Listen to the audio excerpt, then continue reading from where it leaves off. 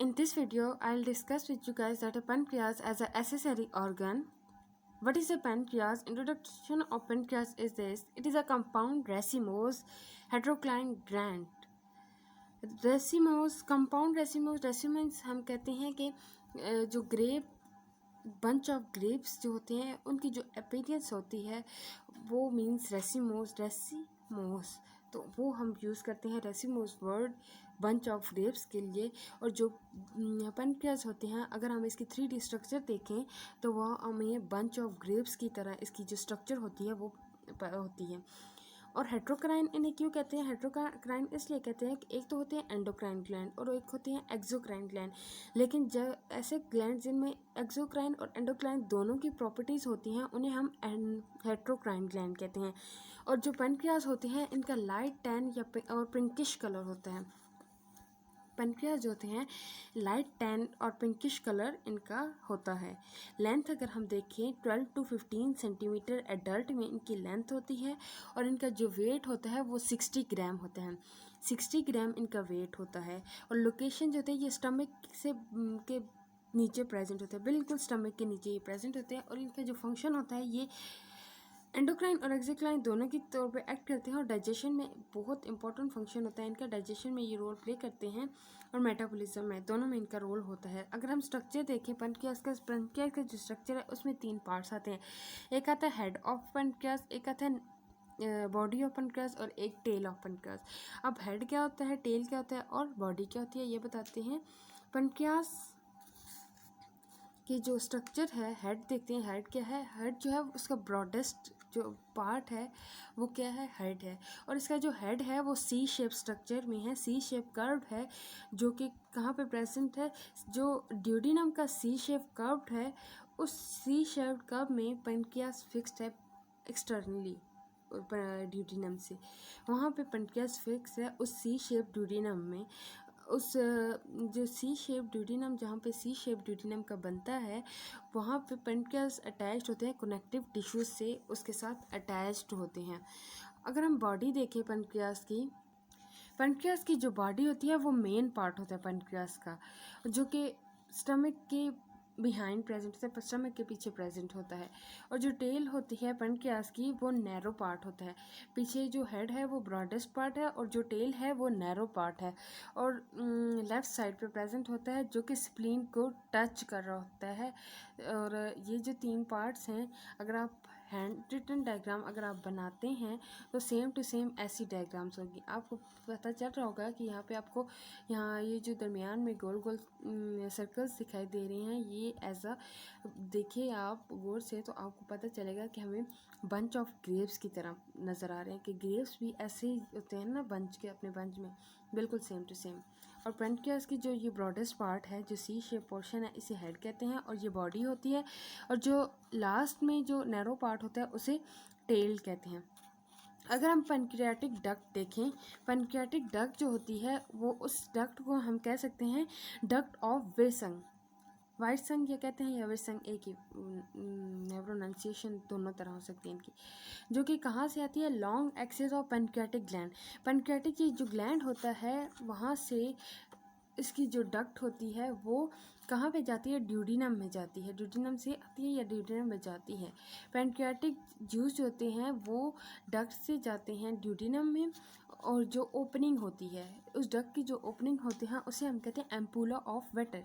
एम्पूला of waiter में से pancreatic juice होते हैं वो डक्ट से ड्यूडिनम में चले जाते हैं। अब डायग्राम देखते हैं पेनक्रियास की कैसे वो अटैच्ड होते हैं ड्यूडिनम के साथ और डक्ट कौन सी है कहाँ पे है ये सारी देखते हैं। इस डायग्राम में आप देखें यहाँ पे आपको जो ये नज़र आ रही है डायग्राम ये ड्यूडिनम है। ये जो साइड पोर्शन पे आपको सी शेप स्ट्रक्चर नज़र आ रही है ये ड्यूडिनम है। और इस सी शेप स्ट्रक्चर के साथ जो पेनक्रियास है वो कनेक्टिव टिश्यूज से अटैच्ड हुआ है। और ये जो पेनक्रियास का ये जो ब्रॉडेस्ट पोर्शन है सी शेप जो अटैच हुआ है कनेक्टिव टिश्यूज से ड्यूडिनम के साथ वो क्या हेड पोर्शन है। और इसका जो मिडल मेन पोर्शन है वो है बॉडी। और इसका जो नैरो पार्ट है जो कि स्प्लीन को टच कर रहा है वो क्या है? टेल। और इसकी जो बाइल डक्ट है जो कि बाइल डक्ट हम कह सकते हैं या pancreatic duct, sorry bile duct जो है वो लिवर से आती है। ये इसके साथ ही यहाँ पे आपको देख सकते हैं बाइल डक्ट आपको नज़र आ रही है। और पैनक्रियाटिक डक्ट की आपको जो एक लाइन सी नज़र आ रही है, ये पैनक्रियाटिक डक्ट है जो कि यहाँ पे ओपन हो रही है। ड्यूडिनम में ये डक्ट ओपन हो रही है। यहाँ पे आपको ये डायग्राम पैनक्रियास की डायग्राम है और पैनक्रियाटिक डक्ट कैसे ओपन होती है ड्यूडिनम में, ये आपने इस डायग्राम में देख लिया। देन हम आगे देखते हैं anatomy of pancreas. Actually anatomy अगर हम देखें पैनक्रियास की, तो पैनक्रियास के 3 कंपोनेंट्स होते हैं। कौन कौन से कंपोनेंट्स होते हैं? एक होती है एसएनआई, और दूसरी होती है डक्ट सिस्टम, और थर्ड होती है आइसोलेट्स ऑफ लैंगरहैंस। सबसे पहले देखते हैं एसएनआई। एसएनआई में क्या होता है, 20 to 40 जो एसिनर सेल्स होते हैं वो ज्वाइन होते हैं और बनाते हैं स्ट्रक्चर ऑफ एसिनस। एसिनस का वो स्ट्रक्चर बनाते हैं। 20 to 40 जो एसिनर सेल्स होते हैं वो एक दूसरे के साथ ज्वाइन होते हैं और वो स्ट्रक्चर्स बनाते हैं। अब एसिनर सेल्स जो होते हैं वो पैनक्रियाटिक सेल्स है। जैसे कि मैंने पिछली वीडियो में आपको बताया हेपेटोसाइट्स जो सेल्स हैं वो किसके हैं, लिवर सेल्स हैं। वैसे ही पैनक्रियास के जो सेल्स हैं वो एसिनर सेल्स हैं और जो कि एसिनस के अंदर प्रेजेंट होते हैं। और ये जो एसिनर सेल्स होते हैं ये सिक्रीट करते हैं पैनक्रियाटिक जूस जो होता है उसको सिक्रीट करते हैं। सेंट्रो एसिनल सेल्स क्या होते हैं, each acinus have a special cells. जो एसिनस होता है उसमें एक स्पेशल टाइप के सेल्स होते हैं जिन्हें हम कहते हैं सेंट्रो एसिनल सेल्स। सेंट्रो एसिनल सेल्स उनको कहते हैं जो कि फंक्शन परफॉर्म करते हैं सिक्रीशन ऑफ फ्लूइड और इलेक्ट्रोलाइट्स का। मिनरल साल्ट जो होते हैं या हम कह सकते हैं इलेक्ट्रोलाइट से होते हैं, और जो फ्लूइड होता है वो सिक्रीशन उनकी होती है। उनके लिए जो रिस्पॉन्सिबल होते हैं जो सेल्स, उन्हें हम कहते हैं सेंट्रो एसिनल सेल्स होते हैं। डक्ट सिस्टम, ये था एसिनी। एसिनी क्या था, 20 to 40 जो एसिनस सेल्स होते हैं वो बनते हैं तो एसिनस बनाते हैं। एसिनस जो होता है उसमें स्पेशलाइज्ड सेल्स होते हैं जिन्हें हम सेंट्रो एसिनल सेल्स कहते हैं और जो कि सिक्रीशन ऑफ फ्लूइड्स और इलेक्ट्रोलाइट में हेल्प करते हैं। और एसिनस सेल्स होते हैं वो पैनक्रियाटिक जूस के सिक्रीशन करते हैं जो कि एसिनस के अंदर प्रेजेंट होते हैं। डक्ट सिस्टम अगर हम देखें, ductular system of pancreas consist of a network of ducts. अगर डक्टुलर सिस्टम अगर पैनक्रियास के देखें तो नेटवर्क ऑफ डक्ट्स होती हैं जो कि पैनक्रियाटिक जूस को कैरी करती हैं ड्यूडिनम तक लेके जाती हैं, और उसमें जो होती है वो डक्टुलर सिस्टम होता है। पैनक्रियाटिक जूस के ट्रैवल करता है पैनक्रियास में और देन वो डक्ट्स ओपन होती हैं। डक्ट ओपन होती है ड्यूडिनम में। सबसे पहले जो डक्ट हम स्टडी करते हैं वो कौन सी है, इंटरकलेटेड डक्ट स्मॉल डक्ट होती हैं जो कि पैनक्रियाटिक जूस जो होता है उसको कैरी करती हैं। वो कौन सी डक्ट है, इंटरकलेटेड डक्ट जो होती है वो पैनक्रियाटिक जूसेस को कैरी करते हैं। कहाँ से, एसिनर सेल जो कि सिक्रीट करते हैं पैनक्रियाटिक जूसेस को, वहाँ से कैरी करते हैं किस तक लेके जाते हैं, इंटरलोब्यूलर डक्ट में। इंटरलोब्यूलर डक्ट में जाती हैं जब पैनक्रियाटिक जूसेस वहाँ से पास होते हैं अनदर डक्ट में, और उस डक्ट को कहते हैं डक्ट ऑफ सोनाई या डक्ट ऑफ सोनी हम कहते हैं उसे। डक्ट ऑफ सोनी कहते हैं इंटरलोब्यूलर डक्ट असल में डक्ट इंटरकलेटेड डक्ट जो होती है, और इन डक्ट ऑफ सोनाई जो होती है या सोनी जो होती है, इन दोनों को कनेक्ट करती है इंटरलोब्यूलर डक्ट, और वो पैनक्रियाटिक जूसेस को इंटरकलेटेड डक्ट से डक्ट ऑफ सोनाई तक लेके आती है। डक्ट ऑफ सोनाई जो होती है वो लार्जेस्ट डक्ट होती है जो कैरी करती है पैनक्रियाटिक जूसेस को, और कहाँ से कलेक्ट करती है, इंटरलोब्यूलर डक्ट से मेन पैनक्रियाटिक डक्ट में पैनक्रियाटिक जूसेस आ जाते हैं। पैनक्रियाटिक डक्ट जो मेन डक्ट है वो कैरी करती है पैनक्रियाटिक जूस को ऑल डक्ट ऑफ सोनाई से ड्यूडिनम में। जो मेन डक्ट है पैनक्रियाटिक डक्ट, पहली कौन सी थी, इंटरकलेटेड डक्ट, दूसरी इंटरलोब्यूलर डक्ट, और थर्ड जो थी डक्ट ऑफ सोनाई, और फोर्थ डक्ट जो है वो पैनक्रियाटिक डक्ट है जो कि मेन डक्ट है जो कैरी करती है जो सारी डक्ट होती हैं डक्ट ऑफ सोनाई, वो उधर से पैनक्रियाटिक जूस को कैरी करती हैं, कहाँ पे लेके जाती हैं, ड्यूडिनम में। और जो एसिनस होते हैं, दो एसिनस और डक्ट सिस्टम, वो 80 to 90% जो होते हैं वो पैनक्रियास के बनाते हैं। अब जो 80 to 90% के अलावा जो परसेंट रह जाता है, मीन 10% या 10 to 20% रह जाता है, उसमें क्या होती हैं, isolates of Langerhans. Isolates of Langerhans क्या होती हैं, ये क्लस्टर ऑफ सेल्स होते हैं जो कि एम्बेडेड होते हैं पैनक्रियाज में, और इनकी जो अपीयरेंस होती है वो एस्लेट की तरह इनकी अपीयरेंस होती है। इसलिए इन सेल्स को जो होता है वो एस्लेट्स ऑफ लैंगरहैंस कहते हैं। अगर हम इनका नंबर देखें, एस्लेट ऑफ लैंगरहैंस का नंबर कितना होता है, तो वो ये 1 मिलियन इन नंबर होते हैं। 1 मिलियन इन नंबर होते हैं कौन? एस्लेट्स ऑफ लैंगरहैंस, जो कि 22% बनाते हैं मैस, बॉडी मैस को बनाते हैं। पेनक्रियास के जो बॉडी मैस होता है उसको कितना परसेंट बनाते हैं? 2%। 80 to 90% क्या होते हैं? ये एसिनस सेल्स और एसिनस सेल्स होते हैं, और डक्ट सिस्टम जो होता है ये होता है। और 2% क्या होता है बॉडी मैस पेनक्रियास का? वो आइसलेट्स ऑफ लैंगरहैंस होते हैं। आइसलेट ऑफ लैंगरहैंस की कुछ टाइप्स होती हैं। क्लस्टर ऑफ सेल्स होते हैं ना, तो मीन्स के सेल्स, इन सेल्स की कुछ टाइप्स होंगी। तो वो टाइप्स कितनी हैं? 4 टाइप्स ऑफ सेल्स होते हैं जो कि आइसलेट्स ऑफ लैंगरहैंस की टाइप्स हैं। कौन कौन से होते हैं? सबसे पहले alpha cells, beta cells, delta cells और एफ सेल्स। पहले हम अल्फा सेल्स देखते हैं। ये जो सेल्स होते हैं ये सिक्रीट करते हैं ग्लूकागोन को। ग्लूकागोन जो हार्मोन होता है उसको सिक्रीट करते हैं, जो कि करता है कन्वर्ट करता है ग्लाइकोजन को ग्लूकोज में कन्वर्ट करता है। अल्फा सेल्स क्या सिक्रीट करते हैं? ग्लूकागोन हार्मोन सिक्रीट करते हैं जो कन्वर्ट करता है ग्लाइकोजन को ग्लूकोज में। और जो बीटा सेल्स होते हैं वो सिक्रीट करते हैं इंसुलिन हार्मोन को, जो कन्वर्ट करता है एक्स्ट्रा ग्लूकोज जो होता है उसको कन्वर्ट करता है ग्लाइकोजन की फॉर्म में। और जो डेल्टा सेल्स होते हैं ये सिक्रीट करते हैं सोमैटोस्टैटिनिन हार्मोन। डेल्टा सेल जो होते हैं वो सोमैटोस्टैटिनिन हार्मोन सिक्रीट करते हैं, जो क्या करते हैं? इनहिबिट करते हैं मोर इंसुलिन प्रोडक्शंस को। मीन्स ये किस पे डेल्टा सेल्स किस पे एक्ट करते हैं? बीटा सेल्स पे एक्ट करते हैं, ताकि जो इंसुलिन की प्रोडक्शन है वो लिमिटेड अमाउंट पे इसकी प्रोडक्शन हो सके। वो कौन कंट्रोल करता है इसकी प्रोडक्शन, इंसुलिन की प्रोडक्शन को? डेल्टा सेल में सोमैटोस्टेटिनिन हार्मोन जो रिलीज़ होता है वो कंट्रोल करता है। बीटा सेल्स में जो इंसुलिन रिलीज़ होती है, इंसुलिन हार्मोन रिलीज़ होता है उसको कंट्रोल करता है। एफ सेल्स क्या होते हैं?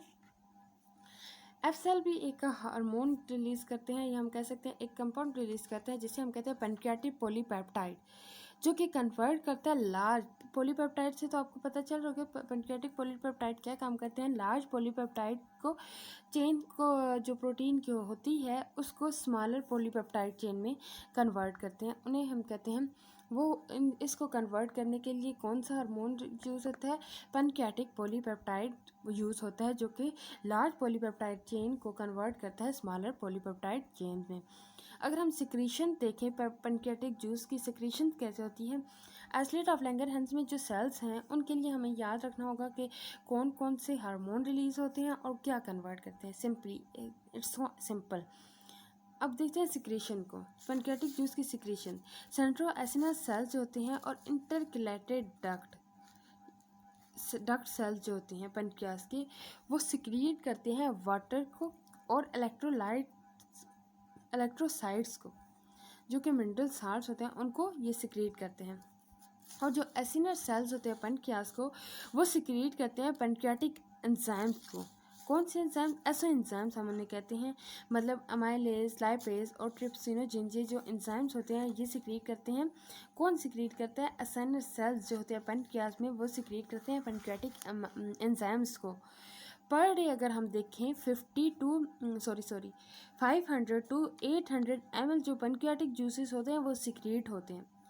बाइल की सिक्रीशन मैंने क्या बताया था? 1000 ml पर डे में। और ये जो पैनक्रियाटिक जूस होता है ये 500 to 800 ml होता है। अगर आप कंपेयर करके याद करें तो बहुत इजीली याद होता है। यहाँ पे मैं आपको लेक्चर के दौरान जो चीज़ कंपेयर करके बतानी होती है, मैं पिछली चीज़ से वो कंपेयर करके आपको बताती हूँ कि यहाँ पे अगर वहाँ ऐसे था तो यहाँ ऐसे है। मीन्स लिवर में जो बाइल की सिक्रीशन थी वो कितनी थी? 1000 ml पर डे था। और यहाँ पे जो पैनक्रियाटिक जूसेस की सिक्रीशन है पैनक्रियास में वो कितनी है? 500 to 800 ml सिक्रीशन है। अगर हम पैनक्रियाटिक जूसेस और फ्लूइड का कलर देखें तो ये कलरलेस होते हैं, और ओडोर इनकी क्या होती है, ओडोरलेस होते हैं, और ये अल्कलाइन नेचर होते हैं। क्योंकि अल्कलाइन इसलिए होते हैं क्योंकि इनकी जो पीएच होती है वो 8 होती है। 8 पीएच के वजह से इनके जो मीडियम होता है पैनक्रियाटिक जूसेस का, ये अल्कलाइन मीडियम होता है। अगर हम देखें डाइजेस्टिव फंक्शन पैनक्रियाटिक जूसेस के, तो इसके बहुत फंक्शंस हैं, जो कि जिनमें जो मेन फंक्शंस हैं वो हम थोड़े डिस्कस करते हैं।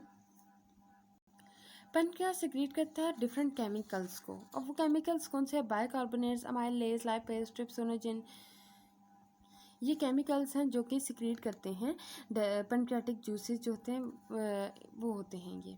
बाइकार्बोनेट्स जो होते हैं वो क्या होते हैं, HCO3। बाइकार्बोनेट को हम कहते हैं HCO3। सोडियम बाइकार्बोनेट हम कहें तो सोडियम के साथ बाइकार्बोनेट अटैच्ड हो तो NaHCO3 हो जाएगा, और जो बाइकार्बोनेट का अलग करें तो हमारे पास क्या हो जाएगा, HCO3। पैनक्रियाटिक जूसेस जो होते हैं वो अल्कलाइन होते हैं, किसकी वजह से, बाइकार्बोनेट की वजह से, क्योंकि ये न्यूट्रलाइज कर देता है किसकी, एसिडिटी ऑफ काइम को ये न्यूट्रलाइज कर देते हैं, और ये पीएच जो होती है इंटेस्टाइन की उसको रेगुलेट कर देते हैं बाइकार्बोनेट। और अमाइलेज जो होते हैं ये हम कह सकते हैं कि अमाइलोप्सिन, इसकी पीएच कितनी है, ये 7, ये न्यूट्रल होता है। और इसी कार्बोहाइड्रेट डाइजेस्टिंग एंजाइम कौन सा होता है, अमाइलेज जो होता है वो कार्बोहाइड्रेट डाइजेस्टिंग एंजाइम्स होते हैं, जो कि डाइजेस्ट करता है स्टार्च को माल्टोज में। स्टार्च जो होता है वो होता है पॉलीसेकेराइड होता है, जो कि कन्वर्ट होता है डाइसेकेराइड में, जो कि क्या है, माल्टोज है। 2 ग्लूकोज यूनिट्स होते हैं माल्टोज में। लाइपेज के अगर हम पीएच देखें वो 7 to 9 होता है। मीन न्यूट्रलाइज मीडियम में भी होता है और अल्कलाइन मीडियम में भी होता है। न्यूट्रलाइज टू अल्कलाइन मीडियम होता है, न्यूट्रल टू अल्कलाइन। और इसकी डाइजेशन होती है, ये किसको डाइजेस्ट करता है, फैट्स को डाइजेस्ट करता है, इसलिए इसे कहते हैं फैट डाइजेस्टिंग एंजाइम्स ये होते हैं, जो कि हाइड्रोलाइज करते हैं स्मॉल परसेंटेज ऑफ फैट्स को फैटी एसिड और ग्लाइसरॉल में। और फैटी एसिड और ग्लाइसरॉल जब ज़रूरत होते हैं तो बॉडी में उनकी एनर्जी के तौर पे वो अपना काम प्ले करते हैं। ट्रिप्सिनोजन जो होते हैं ये प्रोटीन डाइजेस्टिंग एंजाइम्स होते हैं। यहाँ पे आपने देखा होगा carbohydrate digesting enzyme, fat digesting enzyme, और जो पीएच को न्यूट्रलाइज करने के लिए बायोकार्बोनेट जो होते हैं वो हेल्प करते हैं। ट्रिप्सिनोजन जो होते हैं वो प्रोटीन डाइजेस्टिंग एंजाइम्स होते हैं, जो कि सिक्रीट करते हैं इनएक्टिव फॉर्म ट्रिप्सिनोजन। और ट्रिप्सिनोजन जो होते हैं वो एक्टिवेट होते हैं ट्रिप्सिन, जो कि एंजाइम्स होते हैं, ड्यूडेनम के एंजाइम होते हैं, हम उसको कहते हैं एंटीरोकाइनेज एंजाइम होता है। अगर आप डायग्राम इसमें देखें, यहाँ पे आपको alpha cells, beta cells, delta cells नज़र आ रहे होंगे। यहाँ पे आपको ये जो सेल्स हैं अल्फ़ा सेल्स, ये जो सेल्स हैं ये अल्फ़ा सेल्स हैं। यहाँ पे आपको बीटा सेल्स भी नज़र आ रहे होंगे, और यहाँ पे ये delta cells, these are F cells. Alpha cells, beta cells, delta cells और एफ सेल, इनकी सिक्रीशन होती है इधर। और ये जो आपको साइड पे सेल्स नज़र आ रही हैं ये एसिनस हैं। ये जो एसिनस होते हैं ये एसिनस पैनक्रियाटिक जूसेस को सिक्रीट करते हैं। और ये जो टू होते हैं ये एसिनाई हम कहते हैं। और डक्ट ऑफ सोनाई भी आप देख सकते हैं। इंटरलिब्यूलर डक्ट कौन सी है, इंटरकलेटेड डक्ट कौन सी है, और पैनक्रियाटिक डक्ट जो मेन डक्ट है वो कौन सी है, पैनक्रियाटिक डक्ट है, जो कि पैनक्रियास जूस को रिलीज़ करती है किसमें, ड्यूडेनम में। तो ये था pancreatic as a accessory organ. उम्मीद है आपको समझ आ गई होगी। अगर समझ नहीं आई तो आप कमेंट बॉक्स में पूछ लीजिएगा कोई भी question. Thank you so much for watching my video. दुआ में याद रखिएगा। अल्लाह हाफिज़।